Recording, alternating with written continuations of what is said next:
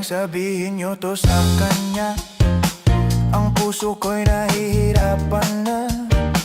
Ano pa ba ang pwede kong gawin na uubra upang maakit siya?